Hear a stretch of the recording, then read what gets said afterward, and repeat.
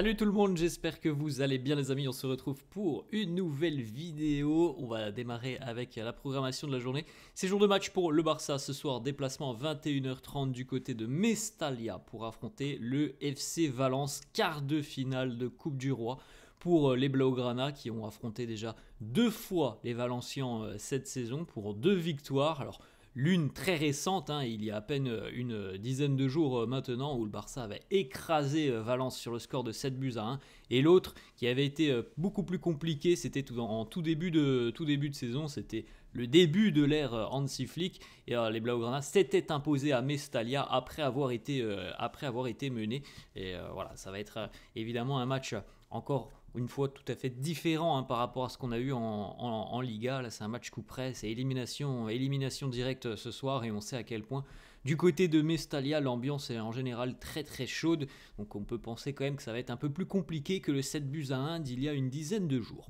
Les unes des quotidiens catalans, Mundo Deportivo qui titre Copa con Olmo. Le retour de Dani Olmo se précise, alors on verra dans quelques instants les compos d'équipe probables, mais il y a des chances que Dani Olmo puisse avoir des minutes. On ne parle pas encore d'une titularisation, mais certainement quelques minutes tout de même pour Dani Olmo ce soir. On verra aussi évidemment, ça dépendra certainement de la tournure de cette rencontre. Autre une, celle du quotidien Sport qui titre A por las semi, en route pour les demi-finales. Et bien réponse ce soir aux alentours de 23h30. À noter pour le moment que le Real et l'Atlético se sont notamment déjà qualifiés pour les demi-finales. Donc on attend maintenant de voir si le Barça va rejoindre aussi le Real et l'Atlético, qui sont déjà à la lutte en Liga et qui pourraient aussi donc potentiellement lutter pour la Coupe du Roi. Petite information aussi que l'on retrouve sur cette une du quotidien Sport. Dani Olmo sera bel et bien présent dans le groupe, on verra s'il sera utilisé. Le retour de Ferran Torres du côté de Mestalla. Et puis l'autre information ici, vous le voyez, Lewandowski continuidad asegurada hasta junio de 2026. Lewandowski avec cette fameuse clause dans son contrat qui sera activée. Et donc il continuera l'aventure du côté du Barça pour au moins une saison supplémentaire. On a quelques petites photos justement. Robert Lewandowski à l'entraînement hier, tranquille, l'attaquant polonais qui a retrouvé l'efficacité depuis quelques semaines, qui a atteint même très récemment la barre donc des 30 buts sur cette saison. On verra. Hansi Flick a annoncé aussi hier en conférence de presse qu'on pourrait avoir sur ce match certainement des rotations. Donc on regardera les compos, l'équipe probable dans quelques instants. Lamine Yamal aussi présent à l'entraînement hier, à noter, et on verra ça donc dans quelques instants, mais Gavi était de retour sur les terrains d'entraînement, mais trop juste Gavi pour participer visiblement à cette rencontre. Frenkie de Jong en mission aussi, petite photo. On poursuit avec quelques déclarations d'Hansi Flick sur le cas Dani Olmo qui revient de blessure, et on sait à quel point c'est difficile depuis le début de saison parce qu'il y a une certaine forme de fragilité chez Dani Olmo qui a beaucoup de difficultés à enchaîner. Il fait 2-3 matchs et puis il y a un pépin physique, c'est ça à l'heure actuelle la grosse problématique. Hansi Flick nous dit on doit faire très attention avec Dani Olmo parce qu'il a été blessé. On ne sait pas il y a eu combien de blessures déjà depuis le début de saison, mais ça arrive fréquemment. C'est ça le gros bémol, le point d'interrogation à l'heure actuelle du côté du Barça, c'est la fragilité de Dani Olmo qui empêche justement le joueur d'avoir du rythme, parce que il n'est pas en mesure à l'heure actuelle d'enchaîner. C'est une grosse problématique. Alors ce qui est plutôt positif quand même pour le Barça, c'est qu'on a vu le calendrier en début de semaine, les amis, sur ce mois de février. À peu près, alors cette semaine c'est un peu particulier, mais à peu près il y a un match par semaine, ce qui est quand même beaucoup plus simple pour un joueur qui est fragile.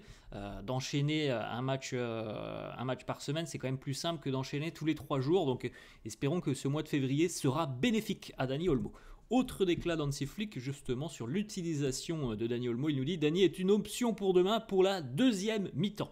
Donc on peut comprendre que Dani ne sera pas titulaire ce soir, mais potentiellement il pourrait entrer en cours de jeu.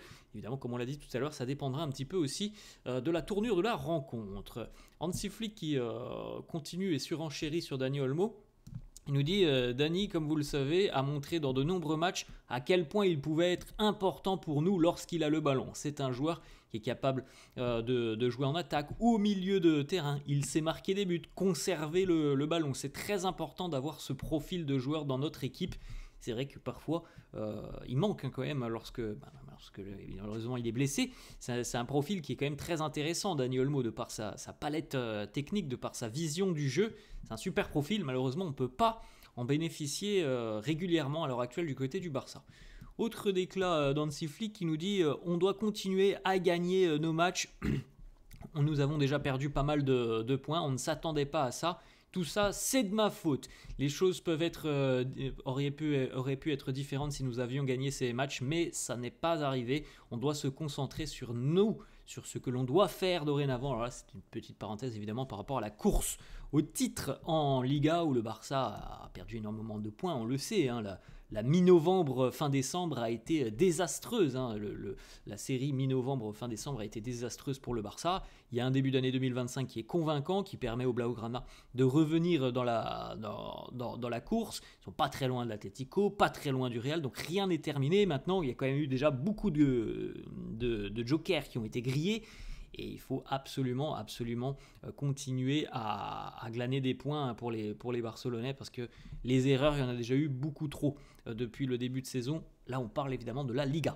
On poursuit avec une autre déclaration d'Hansi Flick qui nous dit: dans ma vie, je pense parfois à certaines situations qui auraient pu être différentes, mais beaucoup de mes rêves sont devenus des réalités, comme entraîner le Barça. C'est quelque chose d'incroyable. J'adore la ville, j'adore la nourriture, le soleil, j'adore ce club. Voilà, Hansi Flick, très heureux d'être à Barcelone, et je pense que c'est réciproque du côté des joueurs, du côté des dirigeants et du côté des supporters.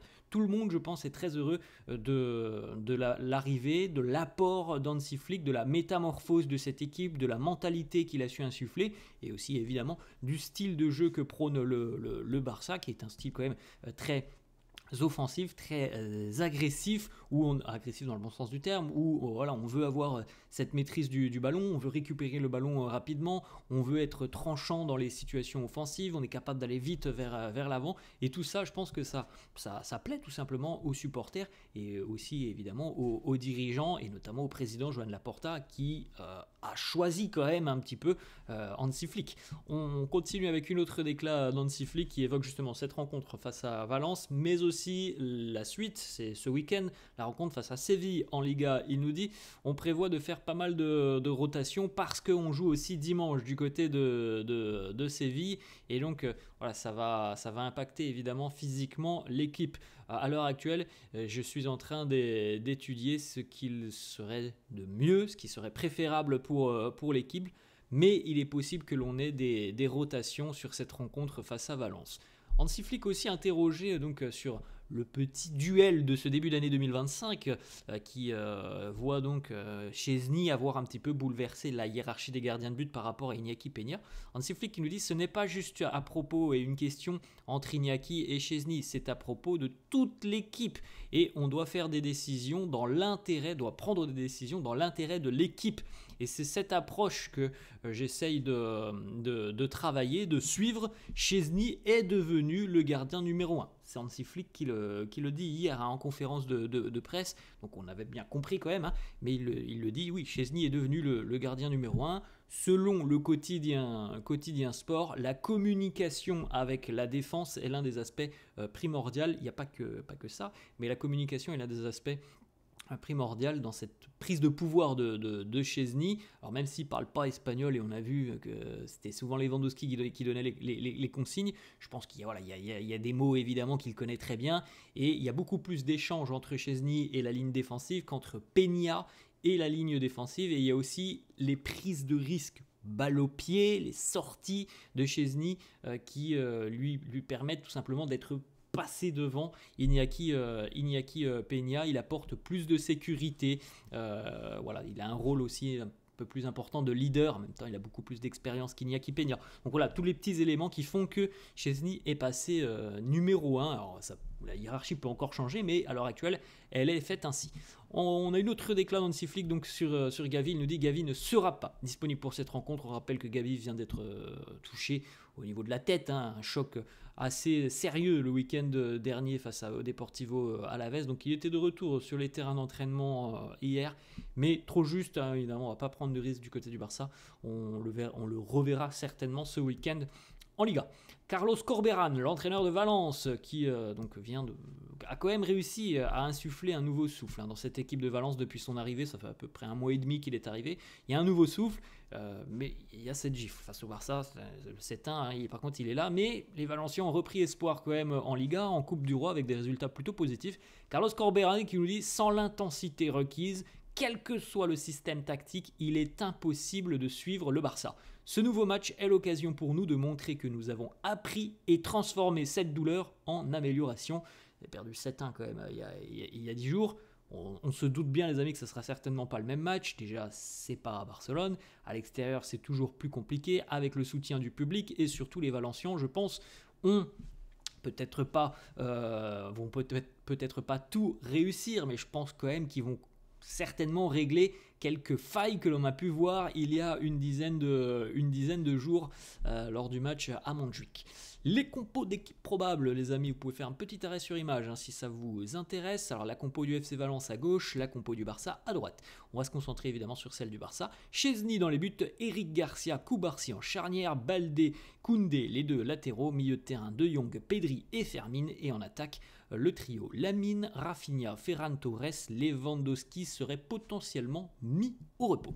Les compos cette fois-ci du quotidien Mundo Deportivo, donc Chesney, Koubarsi, Eric, Koundé, Baldé, Pedri, Fermin, De Jong, Lamine, Rafinha et Ferran. Donc on a les mêmes compos, que ce soit du côté de Mundo Deportivo et du quotidien Sport. Les compos sont identiques, donc voilà, on devrait quand même retrouver cette équipe sous ce format du Barça ce soir pour affronter le FC Valence. Petite déclaration pour terminer de Rivaldo, la légende brésilienne, qui nous dit: Lamine Yamal, c'est un joyau pour le Barça. C'est un joueur humble qui n'a pas laissé la célébrité ni l'argent lui monter à la tête.